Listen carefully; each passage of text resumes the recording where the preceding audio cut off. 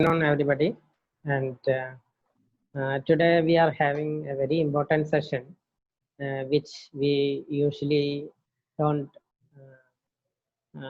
It is not taught during our undergraduate or postgraduate days, or it is not given proper importance. And many of the problems that occur in the medical profession can be due to the communication. So the person who is taking this session has a special interest in medical communication, and Dr. Biju Raghavan, who has done his postgraduate diploma in pain and palliative medicine, and we did it together, and then he worked in another in charitable institution, one or two charitable institution, and now he's working as a consultant and head of palliative pain and palliative medicine at Rajagiri Hospital, Alava. And Biju and myself were colleagues for a long time, maybe for more than 10 years. So he's my friend. So welcome, Biju, and it's over to you. Thank you, Sunil. It's always a pleasure to be part of Pallium India Echoes program. And good afternoon, everybody, for joining in. I think we will not, without much ado, let's straight away get into it. Rajlakshmi, please share the screen. Yes. All right. So this is the hospital where I'm working in right now, as Sunil mentioned. Next slide, please.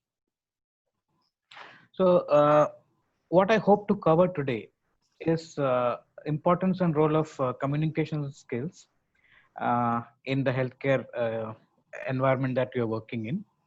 We all know that right now we are all facing a lot of issues related to the corona pandemic.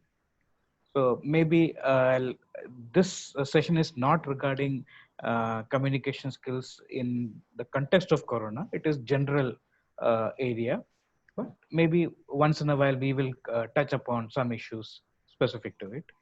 We'll talk about some of the barriers to communication that we are facing and some do's and don'ts. And then we will talk about how to take a history. We all know we have been taught how to take a history from our undergraduate days. So it is not a repetition of that. It is history 2.0. Next slide, please. So healthcare communication, even in the best of times, is quite a challenge because people don't come to us because they want to come to us. They come to us because they are sick, they are in pain, they are not well. So the beginning itself is a negative. So they are not coming to us in a happy frame of mind. They are coming to us in a negative frame of mind. That itself, the beginning itself is a challenge. And also whether we have done a good job or not depends on not what we have prescribed or our surgical skill. It all depends on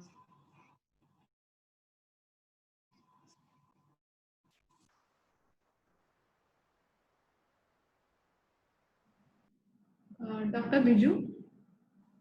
Biju? How they perceive. Biju, So just Biju, your sound is breaking and we lost you in between for a few seconds. Oh, is it? Okay. Just 1 second.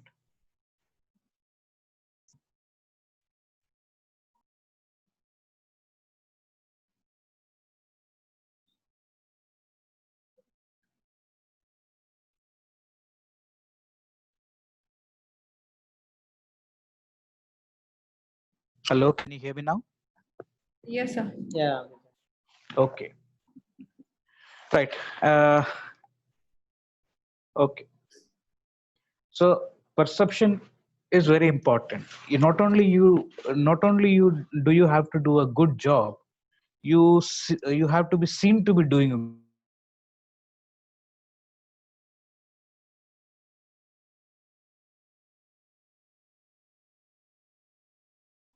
Biju, again lost you. Biju? job, and that is where Biju, yeah. we are losing Sorry. in between. Yeah, sorry. Again, now, Sir, can we switch off your video, sir? Rajashmi, please do that.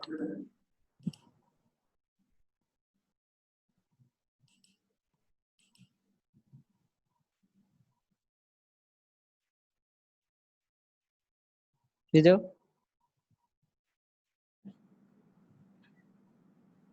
Slide, please. Right. So, as I said before, as beauty lies in the eyes of the beholder, similarly, the satisfaction is very, very individualistic. And there have been studies, I'm just quoting one of them, which shows that giving a patient hearing is something that will produce satisfaction. That does not mean you waste a lot of time just listening endlessly. You have to give them a feeling that they have been listened to. Now, that is a skill. How you can give them a feeling that they have been listened to without spending too much of a time, that is a skill that we all need to learn. And that is where a lot of body language comes in. So, next slide. Another area is medical errors. A lot of medical errors happens because of inadequate communication, and these are completely preventable, and this leads to a lot of litigation, a lot of problems also. So good communication is very important in that aspect as well. Next slide, please. And if you are in an like majority of healthcare professionals are working in the private sector, and please remember, poor communication skill has a financial uh, aspect to it. Litigation, all kinds of problems lead to financial loss. So we all need to be aware of that part also. A lot of litigation comes up because of inadequate communication. Next slide. Now, this happens because while we are getting trained at the undergraduate level, or for that matter in the postgraduate level, we are tested thoroughly on our knowledge and in our ability to examine, and our skills and our ability to solve a problem. All of these things are tested thoroughly, repeatedly, multiple times all through our learning years. However, when it comes to communication, that is really not tested. To begin with, in most places it is not even taught, and if it is not taught, then how are they going to test us? So as a result, a very crucial aspect of our practice is neither taught to us nor are we tested on it. And as a result, when we come out of medical schools and try to practice, we make a lot of mistakes. And even if we don't make mistakes, we many a times fail to create good impression. And all of these things is because of the inadequacy in our medical education. Next slide, please. Now, just take a minute into this slide. What are the advantages of having good communication skills? It's all about the relationship. And if the relationship is good, most of the problems get taken care of. But not just that. It improves our diagnostic accuracy, because when you are more skilled in extracting information, then naturally you have more information. More information is more power. It gives you power to do a better diagnosis. It helps you make the patient understand why you're advising what you're advising. And as a result, once the message goes across, the compliance will be better. And if the compliance is better, the outcome is likely to be better. And as a result, the patient satisfaction will improve. And if you have a patient who is happy and satisfied, your your environment will also be a positive environment. Your team will also be happy. Otherwise, if every day there are many people coming and causing a lot of hassles, they're not happy, they're not satisfied, they're always arguing, it kind of saps the moral out of you as well as your team. It also plays an important role in patient safety, and as I said before, the chances of litigation also comes down when your communication skills improve. That doesn't mean the litigation won't be there, but the chances comes down. Next slide. So why medical communication? Next slide. So what's in it for us? Remember, we learned good communication skills for our own selfish interest. and that is we will have better management capability, our compliance rates improves. As a result, the patients will have better outcome, and then naturally you will have a loyal following. And then good relationship means less stress. We all are very stressed in these times, and even before corona we were quite stressed. There were a lot of problems related to doctor patient relationship, and a lot of stress related to friction between healthcare workers and general public at large. So it's important, it's in our best interest to have good relationship, and all of this will lead to better professional achievement, name, fame, money, etc., etc., etc., and respect within the medical community. So that's the benefit we have. Next slide. It also helps the patient and family naturally, because once they have some clarity on what is going on, it reduces their uncertainty. Many times when you go to some medical college or big hospitals, especially where the poorer segment of society comes in, they don't know what is going on, they don't know where to go, whom to ask, etc. You can see them roaming around listlessly, very uncertain of what is happening. So it is important that when you give people the right kind of information in the right way, in the way they understand, a lot of uncertainty goes away. They get a sense of direction, they know what is to be expected. And many times we ourselves don't know what is to be expected. At least they know that we don't know what is to be expected, and that kind of gives us kind of a certainty that we don't know right now what's happening, it could be either way, this way, that way. At least that much they will. And it allows everybody to plan ahead. Next slide.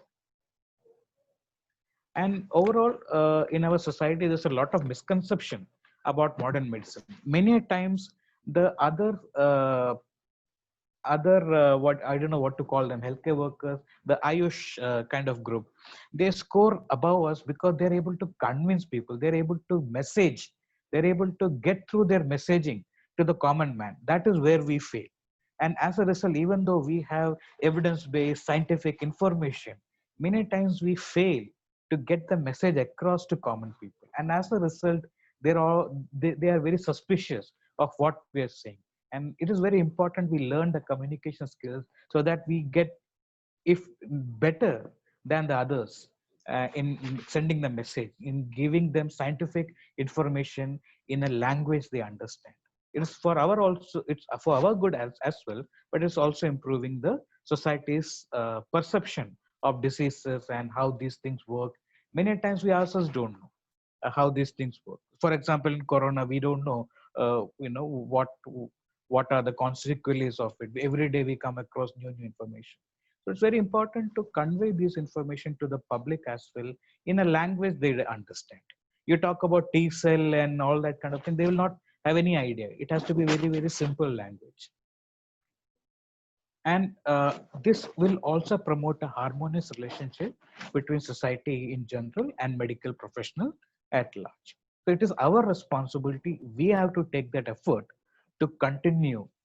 First of all, we need to learn that skills, and then we need to use that skills to convey this message one person at a time. That one person sitting in front of you in your office, that person we need to give the message so that that message will probably go out into the community. And when we have to keep on and on at it, because for generations we have neglected this area. So it is the onus of us and the coming generation behind us to take up this challenge. Next slide.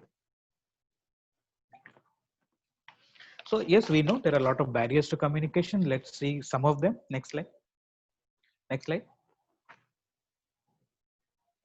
Next. Yeah. One more. Yeah, that's about it. So we, whenever I take a class on communication, the first thing that I hear is no time. We are so busy. We don't have time. I'm saying don't spend too much time. That is, we don't have time to waste. So that is why it is important to learn communication skills so that we know how to manage time.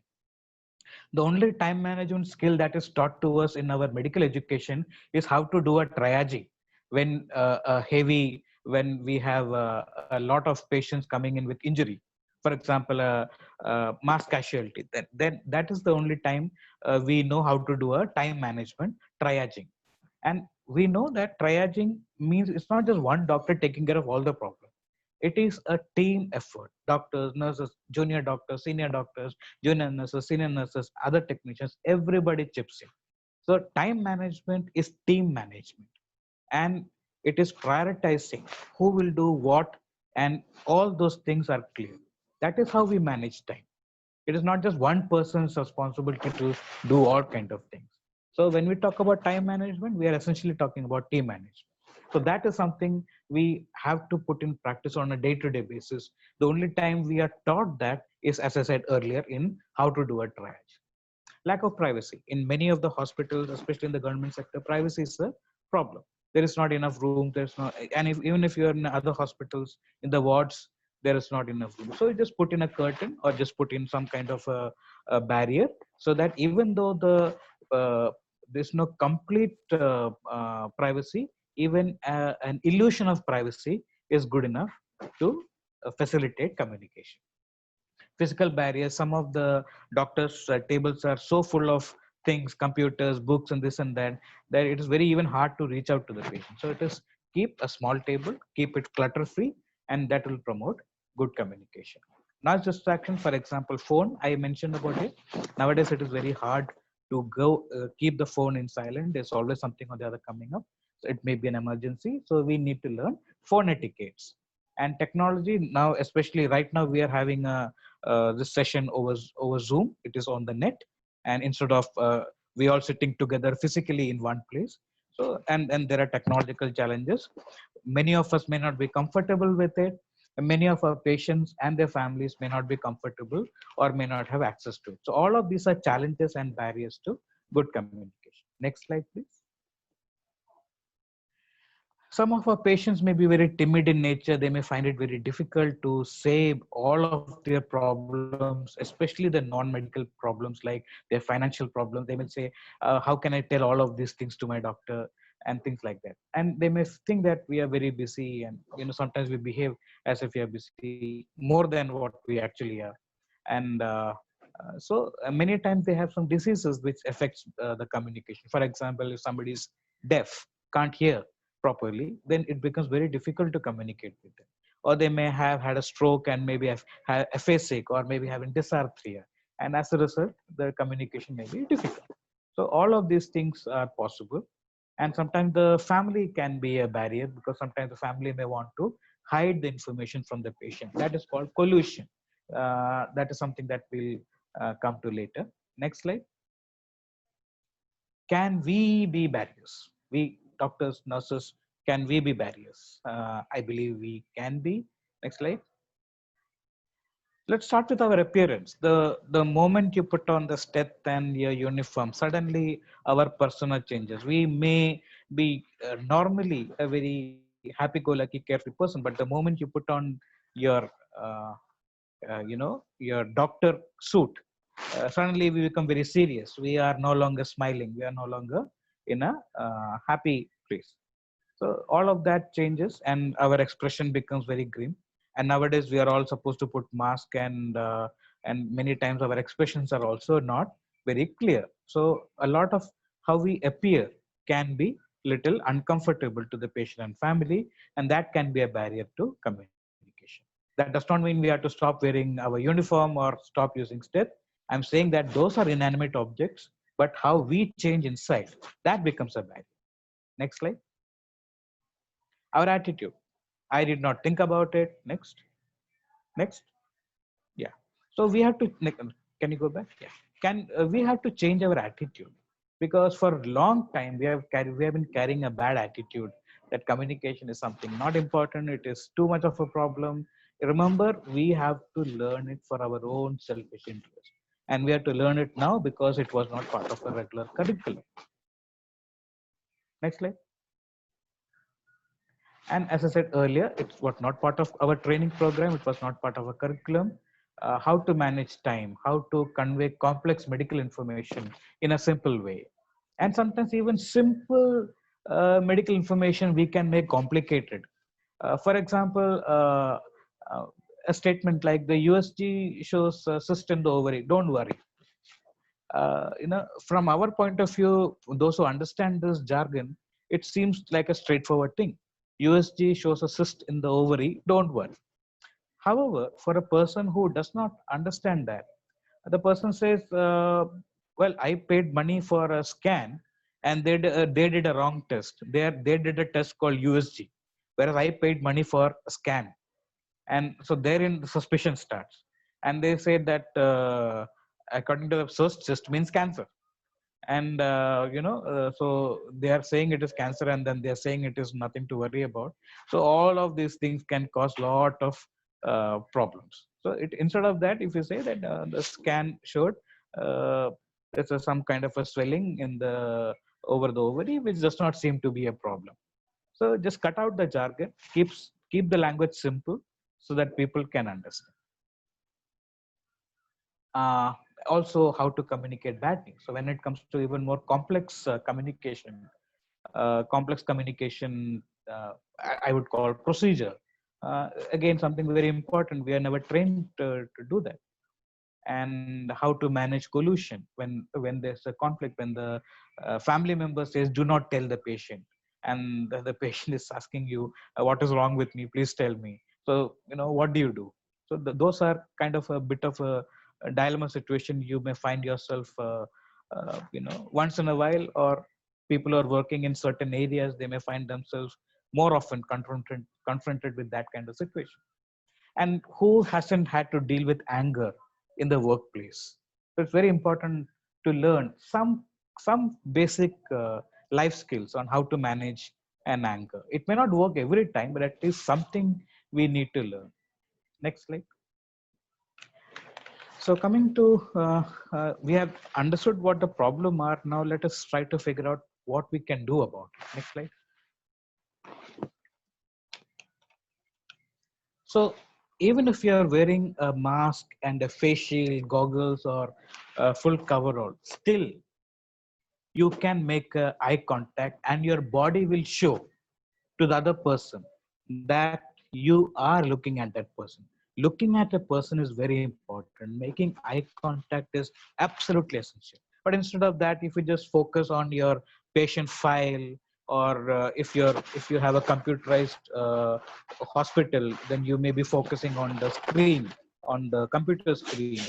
That is not very helpful. When the patient is in front of you, that human being needs to feel that person is being taken care of. And the first and important thing is to make a eye contact, and make an eye contact even if you are wearing all kinds of covering things, because even then your body will show that you are making that eye contact. And then do smile. Many times when we are wearing a mask, we feel that it's not necessary to smile because anyway people can't see it. But remember, your body changes. If you're grumpy, your body behaves in a certain way. If you're happy and you're smiling, your body behaves in a certain way. And if nothing else, the smile will show in your voice. Your voice will carry the smile, even if they can't see your mouth. And of course, a little bit of the way the mask lifts up when you smile, that also tells the person in front of you that you are conveying a smile. And most important, when you smile, the whole body changes, your voice changes, everything about you changes in a very positive way. So please do smile even if you're wearing a mask. Next slide. Another thing is that we are very judgmental of people. I have personally heard one handing over happening at the nursing station, that bed number so and so is quite a scratch. So that is the handing over. And the person who is receiving, the first impression that the person receives is that patient is a scratch. And thereafter, what all other information may be exchanged, but this labeling just carries on. Another is that there's a VIP patient, or that patient's bystander is a doctor. So all of these kind of labeling is to be avoided.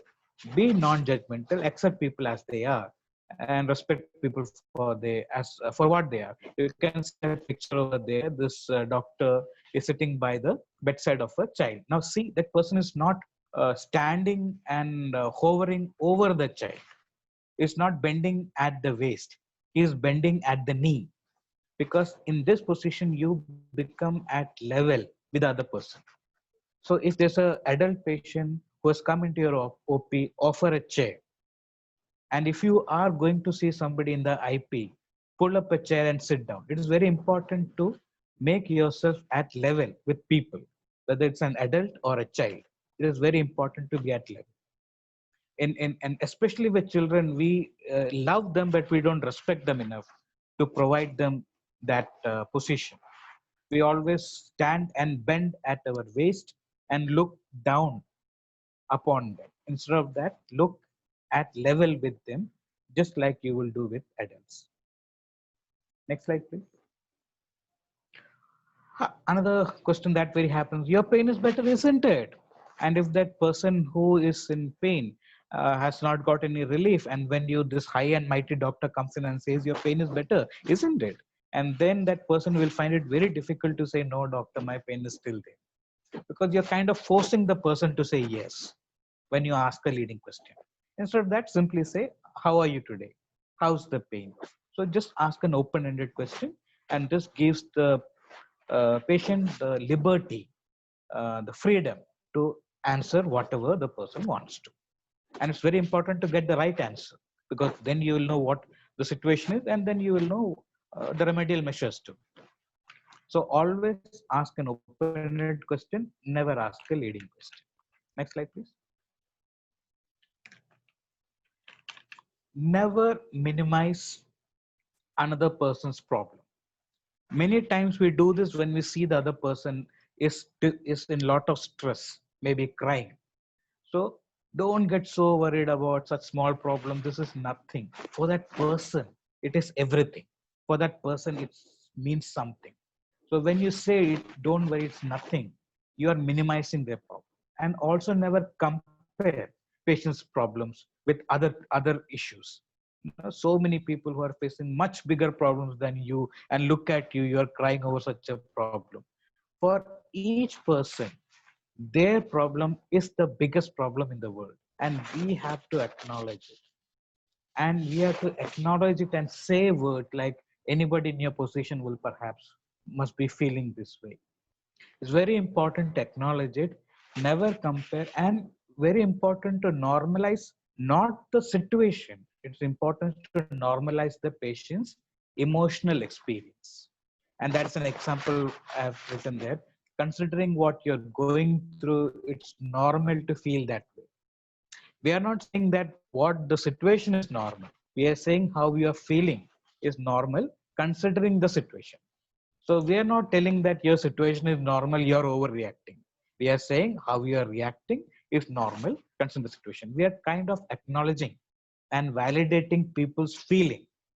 Remember, it's all about people. You're making them feel wanted. You're making them feel cared for. Because no matter how much you know, they don't care how much you know. They care how much you make them feel. And that is the whole purpose of learning good communication. It's more than exchange of information. It is about exchange of feeling. Next slide. Whatever be the situation, whatever be the worst kind of situation, never give false hope, because false hope is going to come and bite you later.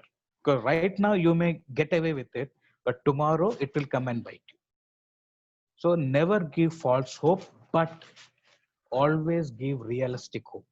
And since you are here to learn palliative medicine, palliative care, that's an excellent choice you have made, because in palliative medicine we have always something to give.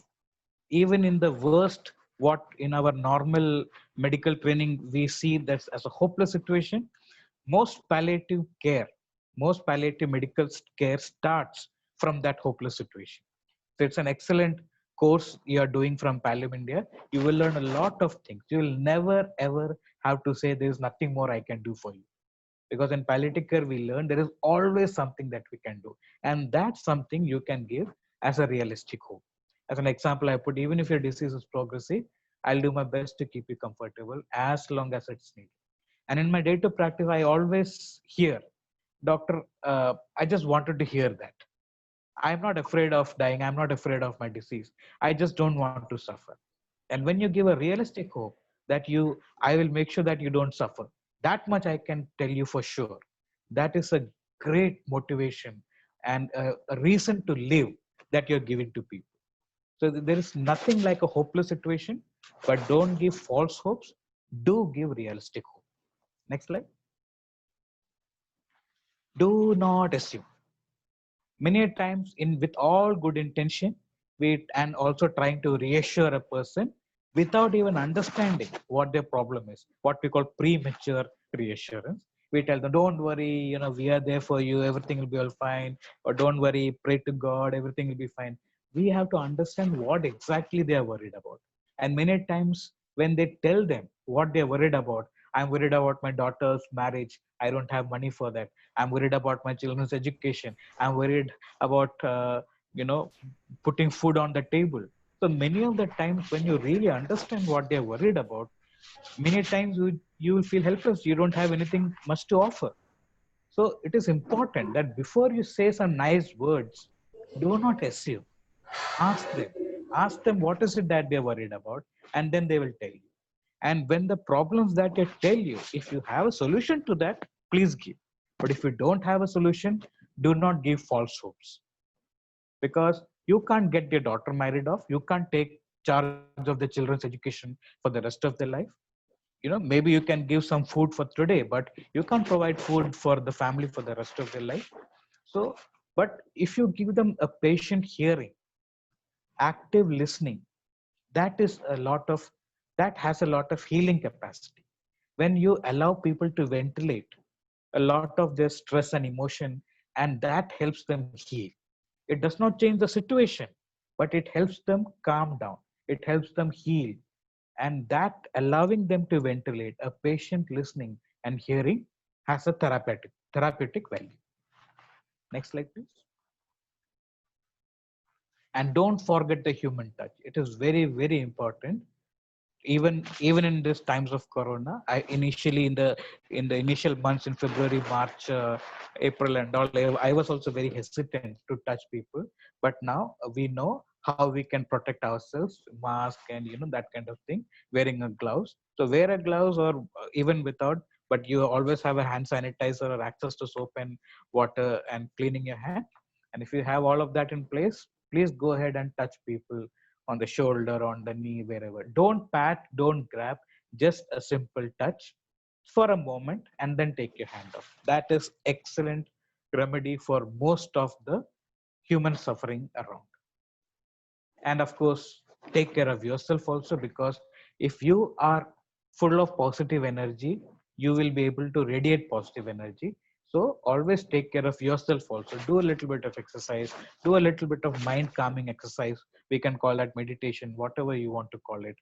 Have some hobbies apart from your home work. Have something, grow a plant, have a pet, something, sing, anything, and stay connected. When I say stay connected, I mean in larger sense. Stay connected to nature, stay connected to plants, animals, people, stay connected to your sense of what is divine, but stay connected. It gives us, the staying connected helps a lot in stabilizing us. So always take good care of yourself. And if you take good care of yourself, you will take good care of your colleagues and and people who work with you. And if everybody feels that they are being cared for, naturally it will get transformed into good patient care and good family care. Next slide, please. So as I was talking about history taking, we all have been taught how to take history, presenting complaint, history of presenting complaint, history of past illnesses, family history, etc., etc. I'm not going to that. Of course, there's no point going into that. I'm talking about a different kind of history taking. And first and most important part is when you meet somebody, either in your OP or when you are going to see a patient in the IP, greet them. And the most important part of greeting is making eye contact. First and foremost, make eye contact and smile. Even if you're wearing a mask or if you're in a coverall, smile and nod your head. And if it is culturally appropriate where you're working, you can say hello, good morning, namaste, namaskaram, whatever, only if it is appropriate. Even if it is not appropriate, you don't have to say That also, just make eye contact, smile, and nod your head. That much you must do, because this creates positivity. And then, just like anybody who does a procedure knows, the best way to do a procedure is to first make yourself comfortable. Similarly, the best way of taking history is to make yourself comfortable. And if you're an OPD, offer a chair to the patient and the family. If you are gone to the IP, pull up a chair or a stool or whatever is available and sit down by the bedside. Because when you sit down, you make yourself at level with the patient. And making at level helps in good communication, because that is the body language most appropriate for good communication. And what we have learned before, start the interview with an open-ended question. So how are you today? If you are seeing somebody in the OP, you can say, tell me what brings you here today, or what is culturally appropriate in your place. You can ask that, but ask a open-ended question. If you have gone to see the patient IP, you can say, how are you today? Because you have probably seen the person yesterday also.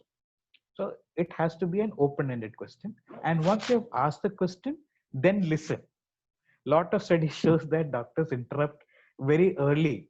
The moment the patient starts opening their mouth, they start interrupting. The doctors start interrupting. Also, I emphasize, ask the patient. Many times we go to the patient's room, we don't sit down, and we ask all the questions about the patient to the bystander, that is to the family member.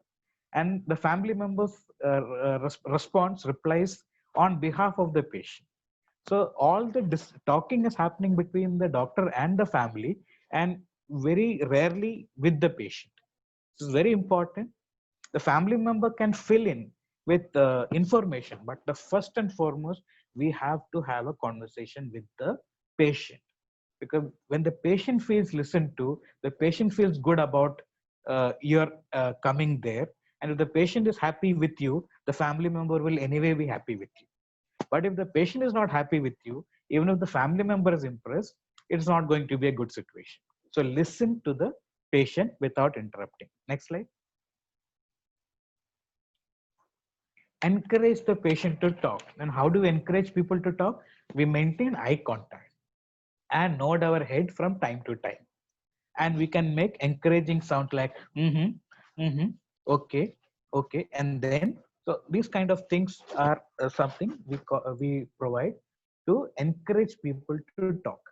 And clarify as you go along. If you did not understand something, just ask them, what did you say? Or if they said something but it did not make sense to you, then you can paraphrase. Listen, you said so and so and so and so. Is that what you meant? So it is important to clarify as you go along, because later you may forget, or you may not have a time or the context to go back to that situation. And maybe some important piece of information we will miss that way. So clarify as you go along. Don't keep it for later. Ask about what they understand about the situation. If they have come from, if they have been referred to you, can ask them, what did the doctor tell you about what is going on? What did the doctor tell you about the disease? Or if they have got a report, have you discussed the report with your doctor? What did they tell you about the report? It's very important to understand what they understand, because that can be a blank spot for them. And we need to understand, because it is in later, the next session, we will talk about communicating bad news. So it is very important for us to know what is it that they know, what is it that they don't know, and what is it that they wrongly understand. So it's very important to understand their insight. And that is why we need to ask them, what is it that they know, about the situation. Also ask them about their concerns. Many times they will come up with their own concerns, but it's also important for you to ask them, do you have any concerns regarding this report? Do you have any concerns regarding this thing that you want to talk about?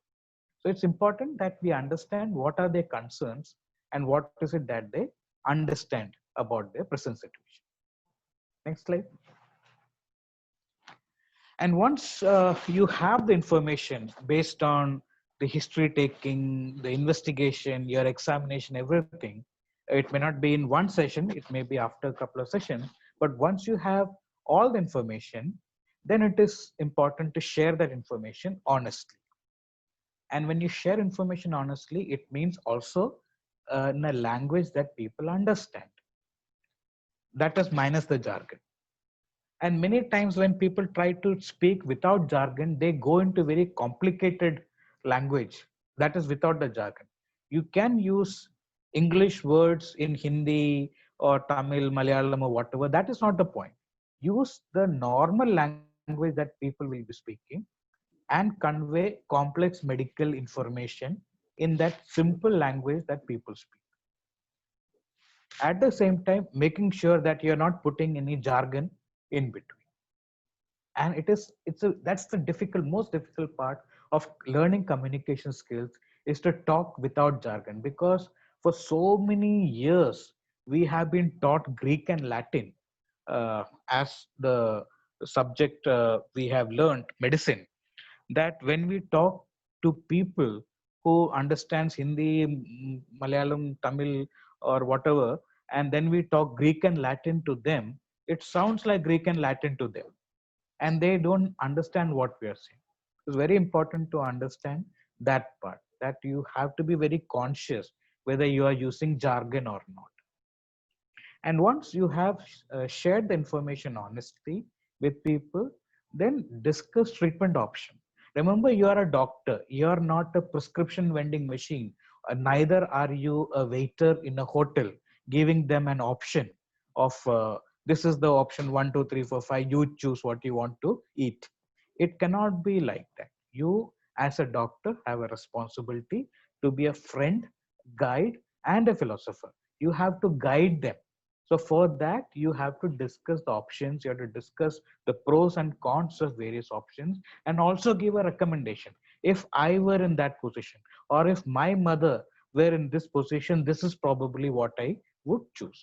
Now that is a recommendation from your end. And remember, you make that recommendation not just as a doctor, but also considering your financial background, your social background, your belief background, etc., etc.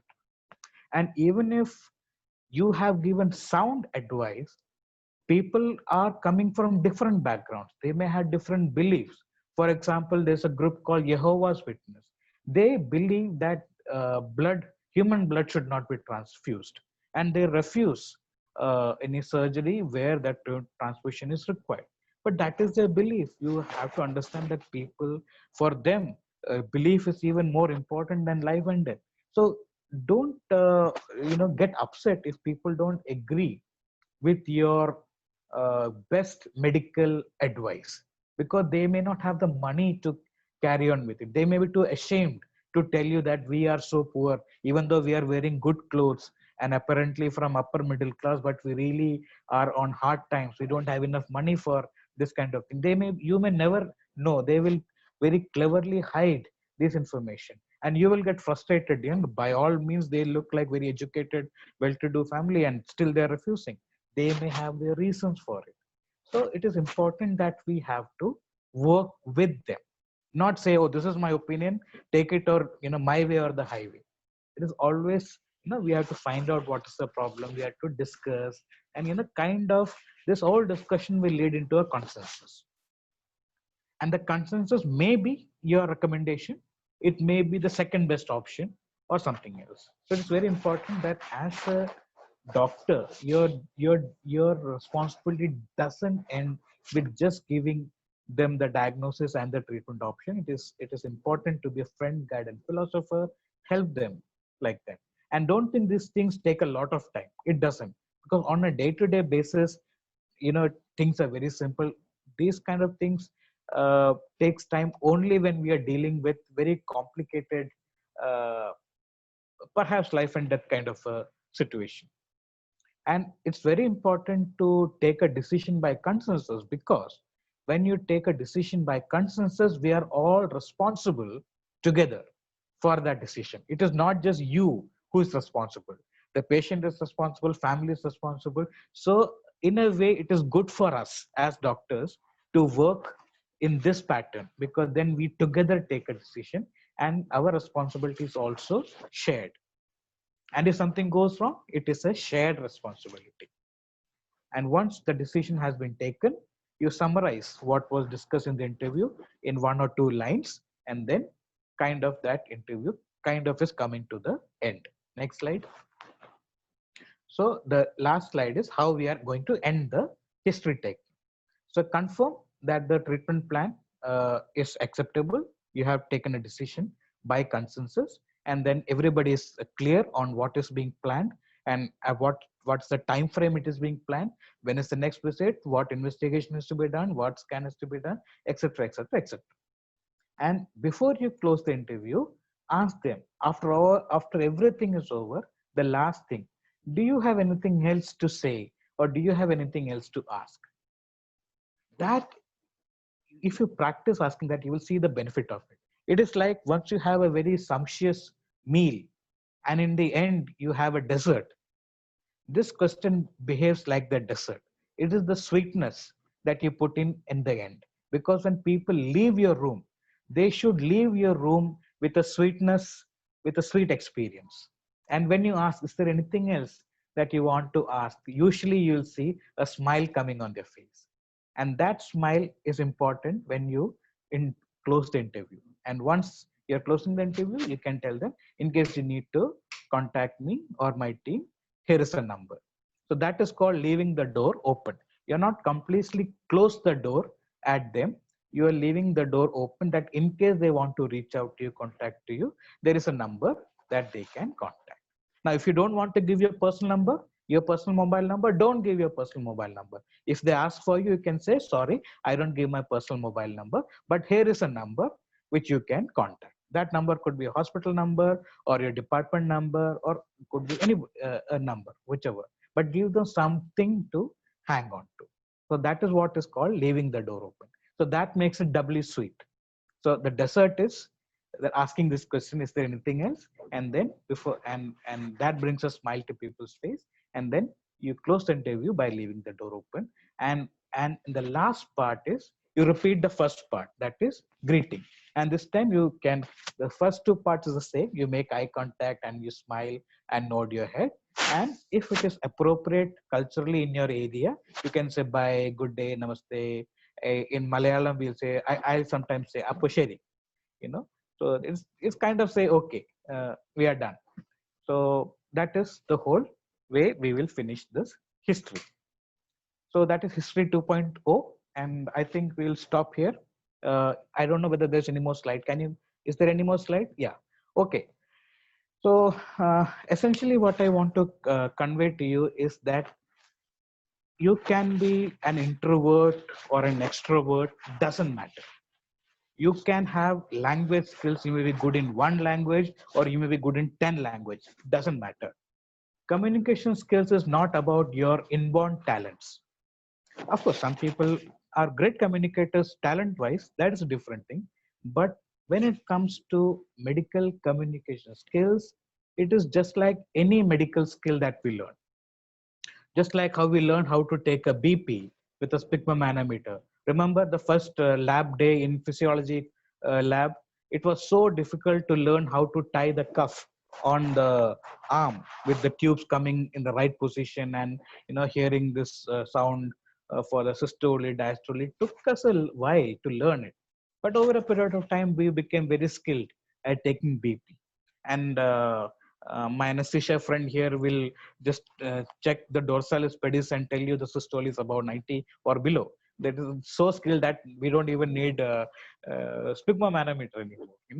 So essentially we have to learn that communication skills, like any medical skills, is a skill. Anybody can learn it. It is just a matter of learning it and working on it and polishing it. And I think there's one more slide. Okay, the next session, that is next week, we will be learning some communication procedures, like how to communicate bad news, managing pollution, and dealing with an angry situation, angry person. I think Rajlakshmi and Sunil, I think that's about it from me today. I'll stop here. And I don't know whether we are straight away going to the case discussion, or are we? No, we have some time for clarification of doubts. Yes, please. Anybody who has anything to clarify, This is the time. Please ask your questions.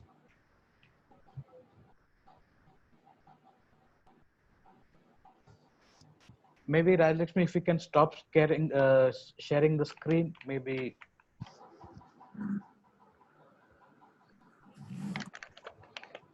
Anybody?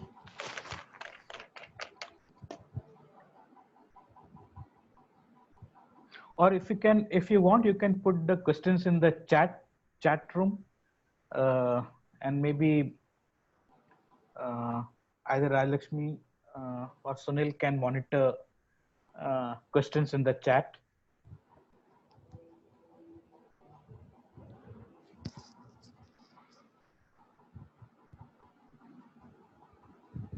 So some compliments are coming my way. Yeah. Thank you for all the compliments. Thank you. But if you have any questions or any suggestions, that will also be welcome.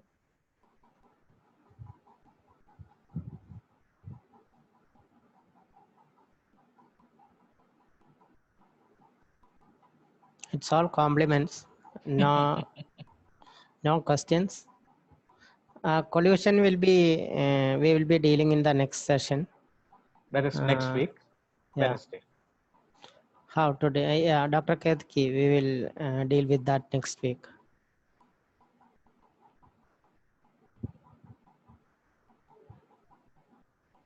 No doubts at all. That was very clear.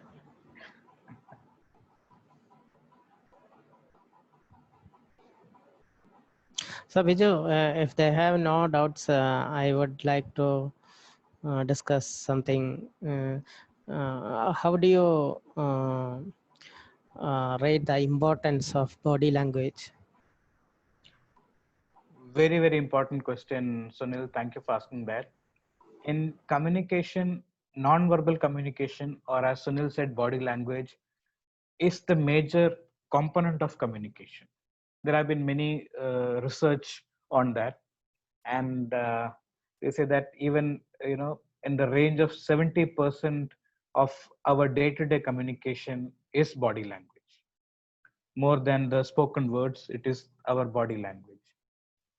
Your eye contact, the smile, the tone of your voice, uh, your body posture, your body position, the respecting the space of an individual, and touch, good touch, appropriate touch. All of these go a long way in either doing a great job of communication, or it can go hopelessly wrong. So it's very important to learn good body language. And nowadays you just need to type uh, body language in Google and you will get lots of resource materials from that. I urge you to go through it. It's very interesting actually. And also just go through something on medical communication skills, body language. It will tell you how, as a doctor, how you must pose yourself, how you can improve the ambience of your room by rearranging the furniture little bit, and that kind of thing. Yeah, I don't know what specific you had in mind, Sunil, but that's the general thing I want to say about body language. I also wanted to discuss the same, but I would also like to highlight some points. Yes, that please. When body language, it will come automatically. That's not under our control. So whenever we meet, suppose we are going to see a patient with cancer of the cheek. She has a very big ulcer. We know that she has CHIC, but during our home care, we see that she has a very big ulcer, fungating wound, a lot of maggots, foul smell, and the surrounding is not very clean. Then our body will have some changes. Our facial expression change, our whole body may change. That change itself can cause distress or hurt to the patient. So if we are aware of the situation, then we may have some control over our body language, but it is not under our control. So we should be prepared for that. So this is one thing which can occur in one of the example in the medical field, or for another example in a day-to-day life. If some of you are traveling in a bus, what happens is, if you are each one of us like to sit in the side seat, so all of you there is a bus, and but full of people, and you get into the bus, there was one side seat, so you sit in the seat.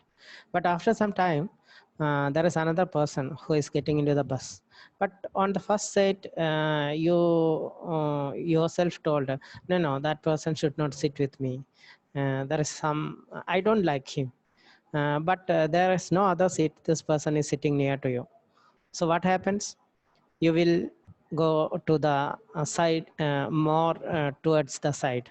The other person will be sitting very comfortably, and this will continue.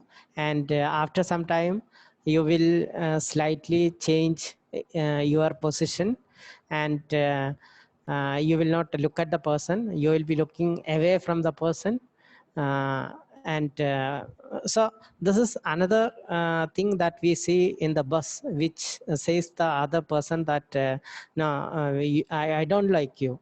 So these are some body language which comes automatically, and which you can watch in our day-to-day life. That's it, Biju. Okay, right, Sunil.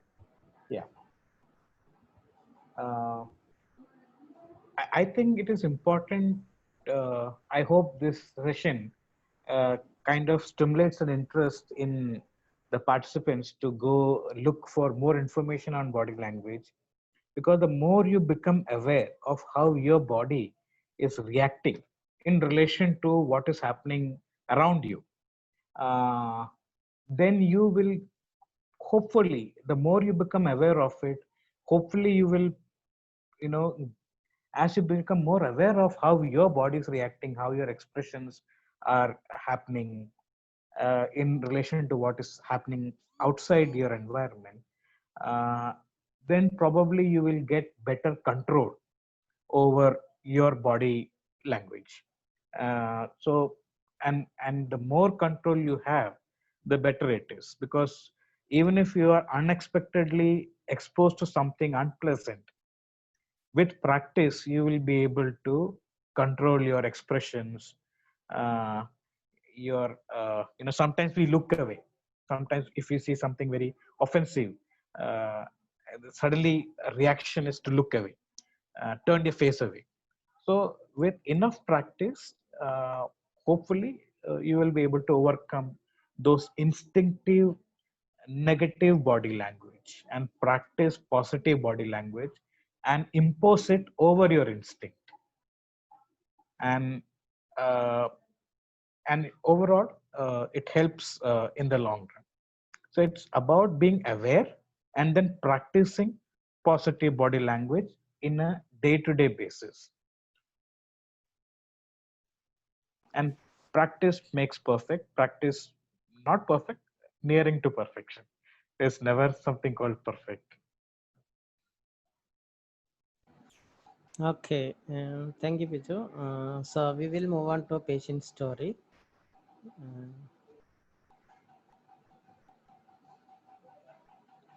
So there was another question in the chat. That was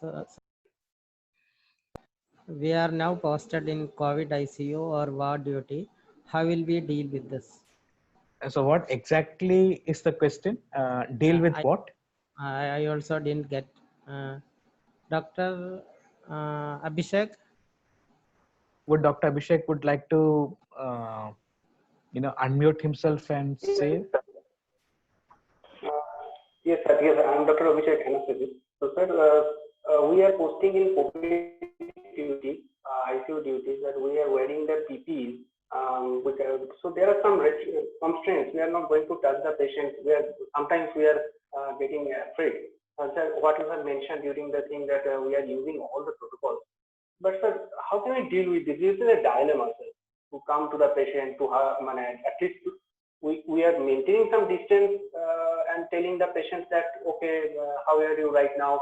Have you taken your lunch? You are having any problems in respiration? These are the things we are asking. But to some extent, we are not reaching the limit. What you have got right now through your lessons, sir. So, what is there any guidelines, or what we will think how to deal with the patients now? Biju, I think can we ask him to join the PaliCovid Echo? Yes, yes. I was actually about to.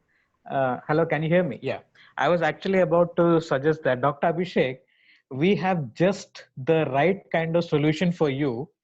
There is something. There's a training program going on, especially for people like you who are taking care of COVID patients who are posted in COVID treatment centers. There is an excellent program going on. Sunil and I are also part of it, but there are also other faculties. It is a 5-day training program, just 1.5 hours a day, Monday to Friday. I'm sure Rajlakshmi or Dr. Sunil will get you the information. I recommend you to join that program. It is exactly tailor-made for people like you, Abhishek, who are in taking care of COVID patients. And kudos to you for doing a great job. Really excellent thing that you are doing there, taking care of COVID patients. So I recommend doing you do taking care of that course. So, but at the same time, just to answer you, as I said, doesn't matter whether you are wearing a face mask or a face shield or a coverall, doesn't matter. Your positive body language will be understood by the person in front of you.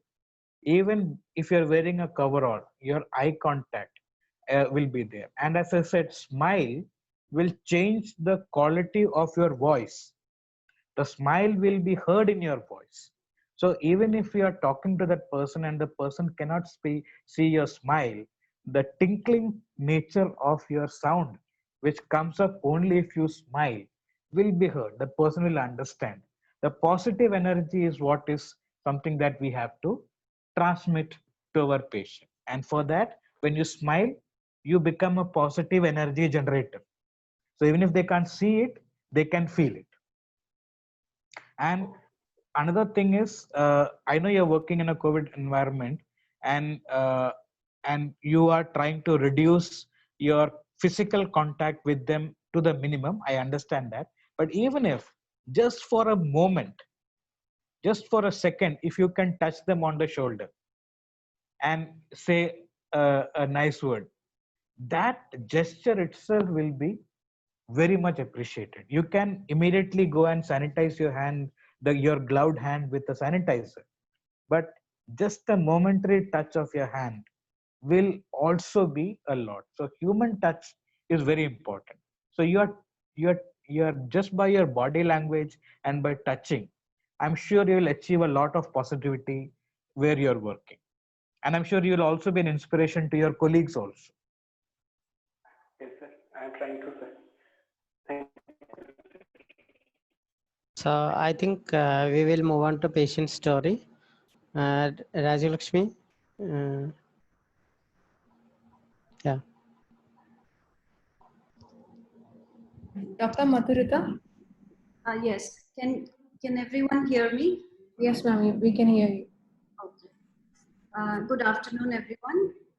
I would like to present a short story about a 64-year-old female who came to us for the first time in February, and her diagnosis was cholangiocarcinoma with liver metastasis. She had had a polycystectomy earlier, and she had severe abdominal pain as a result of hepatitis or pancreatitis, and she also had intermittent intestinal obstruction. The history of illness Her first visit to our hospital was on 3rd of February. She's 64 years old and she had yellowish discoloration of her sclera for 2 months and abdominal pain for 2 months. She's also a known diabetic on metformin and glimepiride, and she's also a known hypertensive on telmisartan and hydrochlorothiazide. She had had the cholecystectomy done in 2010. She was brought by her son, and the son told us that the patient does not know about the diagnosis and that we must not reveal anything about that to us. So her main complaint to us was the abdominal pain. On examination, she was a small and moderately built lady, and she always looked very anxious each time we saw her. She had no pallor or pedal edema or icterus when we saw her, but historically she had had icterus. Her blood pressure and pulse were stable. On examining the abdomen, it was distended and there was a hard nodular mass in the epigastrium. This was the initial examination, and then the latest examination was on the 22nd of July when she had complaints of chronic constipation, and on palpation of the abdomen there were fecolids palpable in the left lower quadrant. The same nodular mass was felt again in the epigastrium. The rest of the abdomen was soft and bowel sounds were well heard. The treatment and significant investigations. Before coming to us in February, she had been to a tertiary center in January of this year, and where they had come to a diagnosis, and the diagnosis was mainly radiological, which showed a large growth in the CBD with a stone, and there were secondaries in the liver. This was a CT scan of the abdomen. And at that point, the surgeon in the tertiary hospital did not advise them surgery. He said that the lifespan with surgery would be only a few days because it's a very complex area that the tumor is in, whereas the lifespan without surgery would be for a few months. So the family decided against having the surgery, and they came home. And on the 3rd of February, when we saw her, her pain score was about 4 to 5 on 10. And we gave her paracetamol and tramadol. With this amount of analgesics, her pain was well controlled. Then we saw her again 2 months later in April, where the pain had increased in intensity. It had become 10 on 10 during the episodes. It was an episodic pain with a baseline pain of 5 on 10. So we upped the analgesics. We actually at the moment don't have morphine tablets, and because of the lockdown, we're not getting a supply. So we had only these medications, paracetamol, tramadol, and she had been also started on aceclofenac elsewhere, which we continued. At that point, the patient was quite disturbed and anxious, and she kept asking us, why is this pain not going? When am I going to get better? What is this pain about? So at that point, we actually didn't say very much, but the only thing, the son was always with her and would not want us to say anything. So we said, why don't, maybe your son can tell you what is happening. And then we kind of just gave a hint about asking her, do you remember which hospital you went to? And the name of the hospital is Jawaharlal Nehru Cancer Center. So she told us that. And we thought that the word cancer in the name of the hospital would give her a hint. But actually we didn't say anything more after that, and she didn't ask any more questions. Then about the psychosocial aspects, she has a large family, lives with her husband, 2 sons, their wives and their children. All her children, 2 sons and 2 daughters, are married and settled. They're a very supportive family with no financial problems.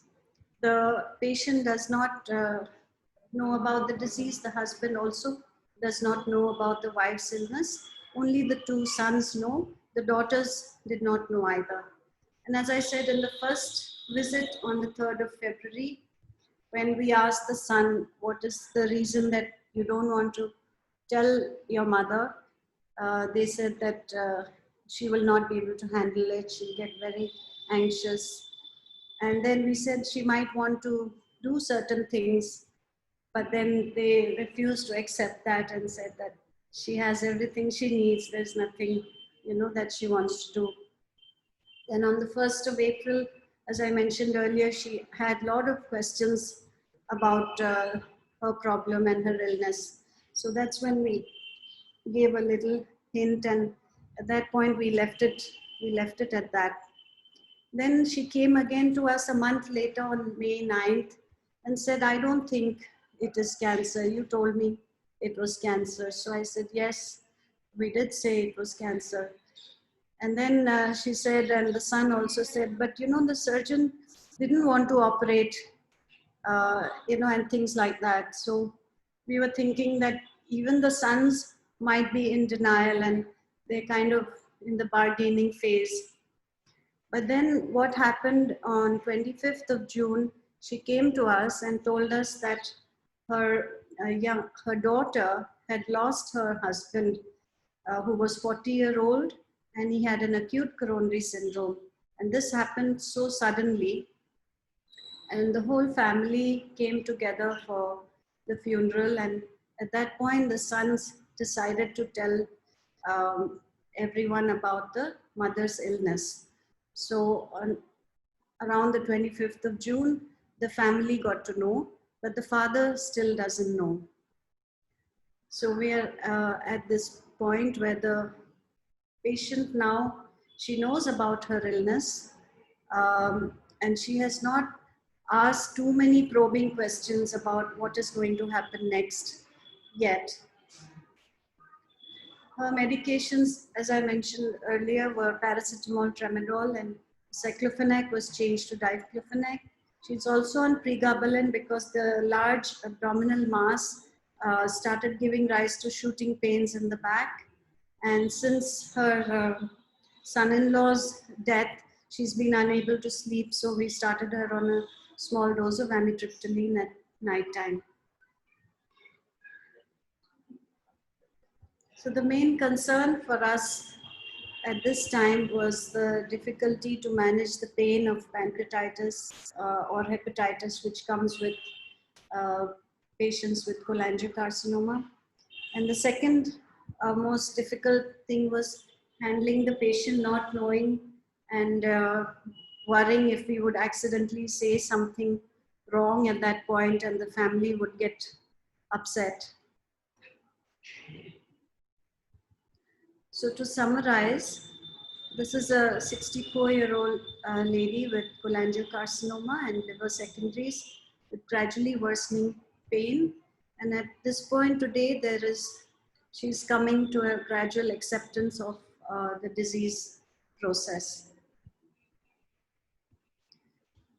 Discussion points that we can discuss. How do we deal with the patients who do not know about their illness? And how do we deal with the family sometimes when they are in denial? And how do we deal with the patient's grief once she comes to know about the illness? Thank you. Thank you, Dr. Madhurika. Thank you, Dr. Madhurika. So there are 3 questions. So first one is about how to, is it about how to communicate the news about cancer to the patient, Dr. Madhurika? It's mostly collusion, which is actually going to be discussed next week. Yeah. But I didn't get the spot for next week. Oh, okay. Okay. So maybe I think Biju can take a few minutes to discuss the collusion, and which will be again repeated in the next session. So Biju, it's over to you. Yeah, one second. Yeah, thank you, Dr. Madhurita. That was an excellent presentation. And coming to the collusion part, which we'll be taking in detail next week, we have to understand that this happens very often when we are dealing with serious illnesses. Family member does not want the patient to know. And we have to understand that I went, can you go back a couple of slides? I will tell you to stop.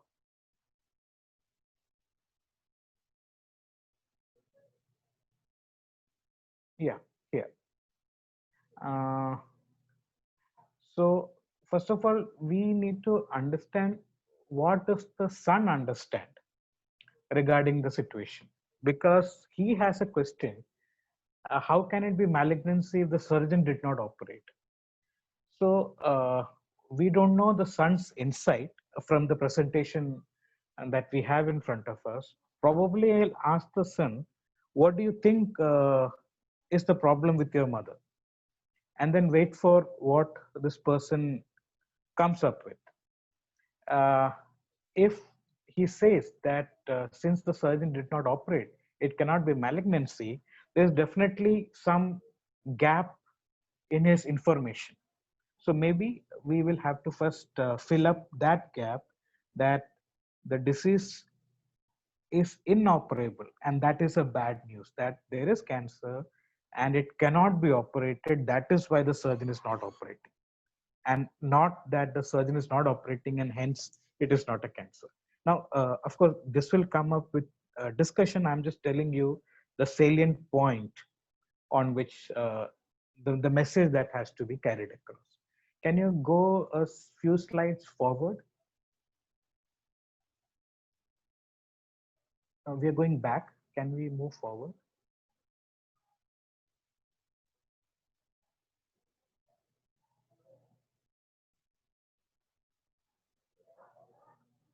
Yeah. So yeah, let's stop here.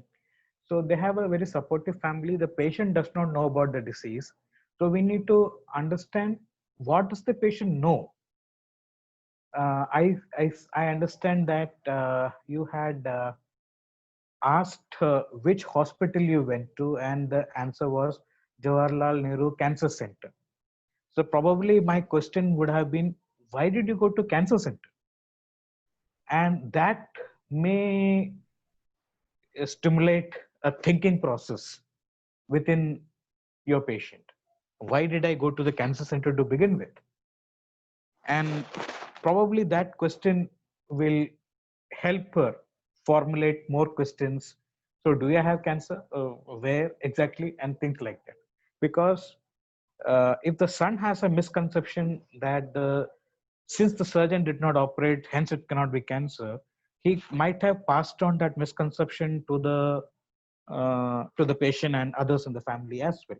So everybody may be under that misconception. So that is perhaps one way of finding the gaps in their knowledge, what we call insight, and then trying to cover up those gaps.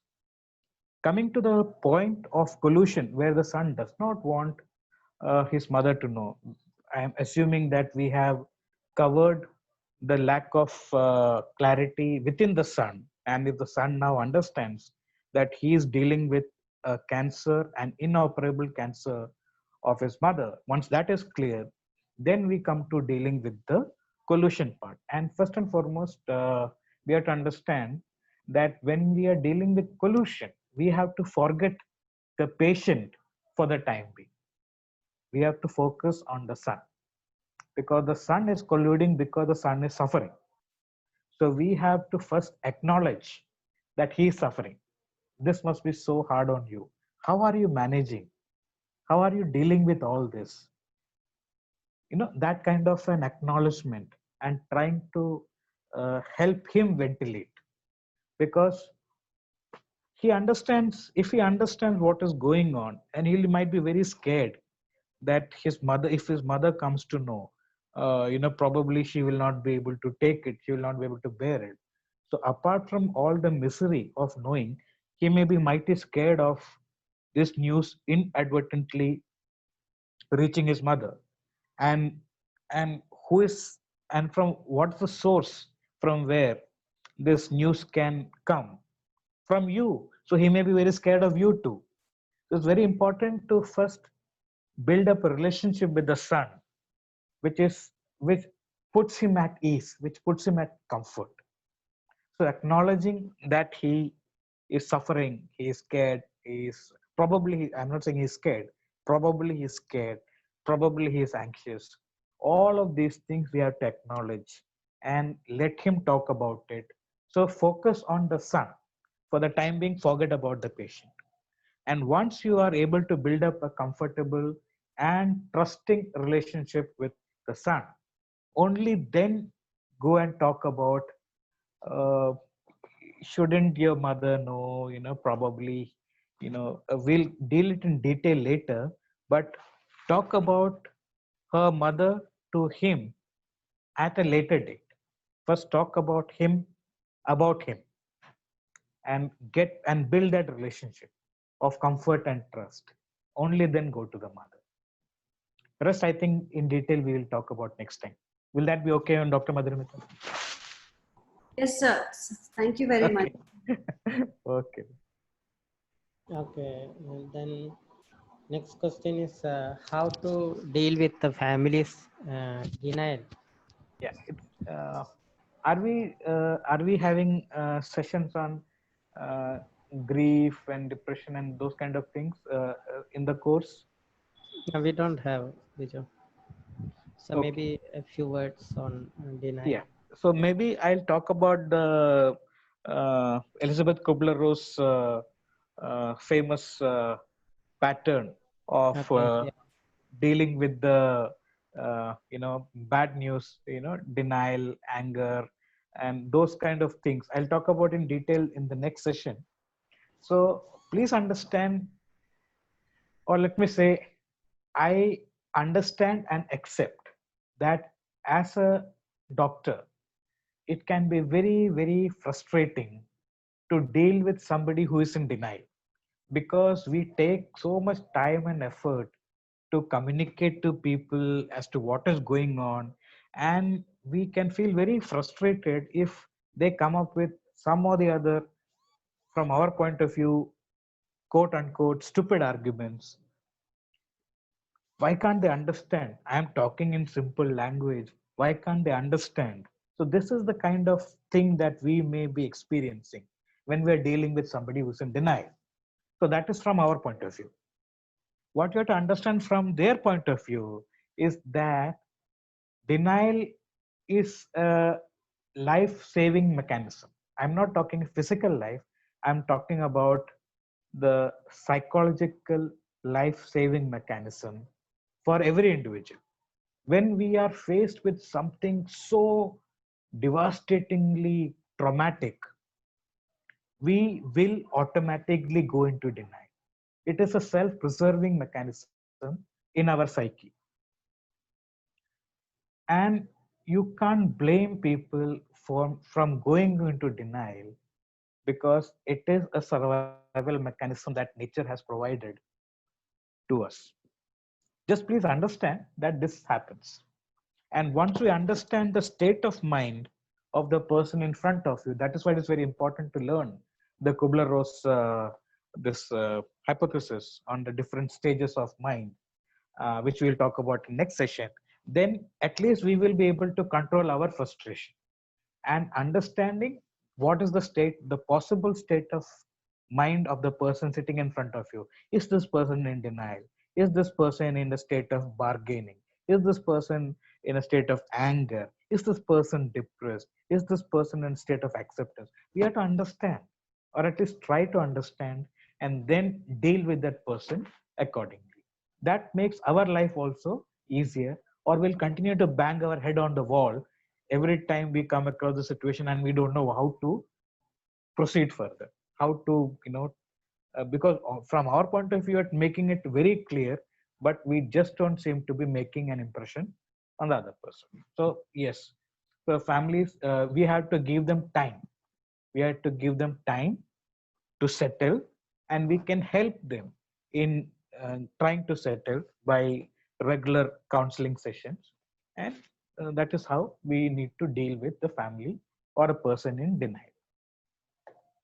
And to deal with depression, if you're talking about the medical depression, which is primarily a diagnosis you make according to DSM-4 criteria, and then there are proper treatment thing.